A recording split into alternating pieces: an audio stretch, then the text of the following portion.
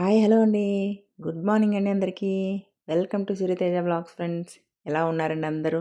బాగున్నారా? నేనైతే చాలా బాగున్నానండి. ఈరోజు మన లాంగ్ వీడియోలో వచ్చేసి ఎమ్మి ఎమ్మి చికెన్ పకోడా అండి. చాలా బాగా వచ్చిందనమాట. మీకు ఎవరికన్నా నచ్చితే ట్రై చేయండి ఫ్రెండ్స్. ఎలా వచ్చిందో మాత్రం కంపల్సరీగా కామెంట్ బాక్స్లో అయితే కామెంట్ చేయండి. ఓకేనా? మనమైతే ఇప్పుడు ప్రాసెస్లోకి అయితే వెళ్ళిపోదామండి.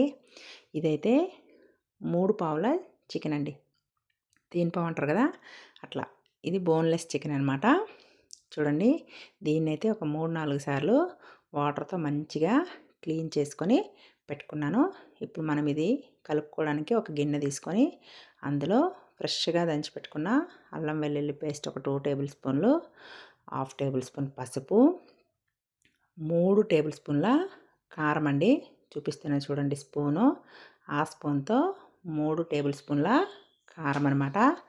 1 ఫుల్ టేబుల్ స్పూన్ ధనియాల పొడి, 1 full table spoon garam masala పొడి, తర్వాత ఒక 4 పచ్చిమిర్చి ముక్కలండి. చూడండి, ఇలా నిలువుగా కట్ చేసుకొని అడ్డంగా 2 ముక్కలు చేస్తే సరిపోతుంది.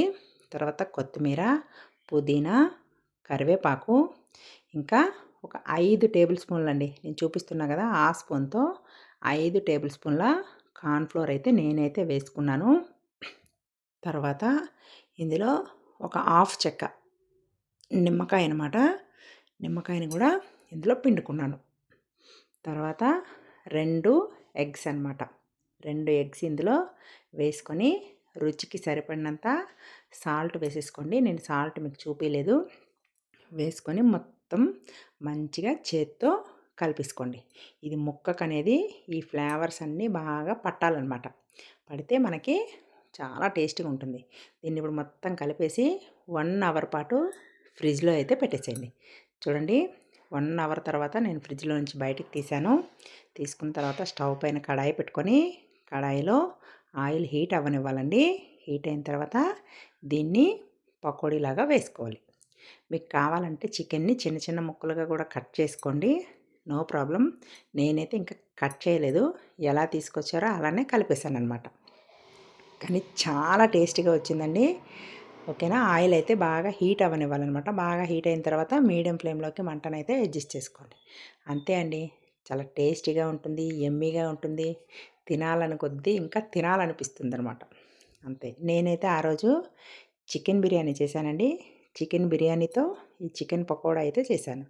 ఇది కలర్ మనకి గోల్డ్ కలర్ వస్తే మనకైతే చికెన్ పకోడీ అనేది రెడీ అయిపోతుంది. అంతే అండి. తీసేసుకున్నాను చూసారా? ఇది ఇప్పుడు జాలిగంటతో తీసుకొని ఒక ప్లేట్లో అయితే వేసుకుంటున్నాను. చూడండి, ఎంత కలర్ఫుల్గా కనిపిస్తుంది కదా. అంతే. మిగిలిన చికెన్ని కూడా అట్లానే వేసుకుందాం. చాలా ఈజీ కదా చేయడం అయితే.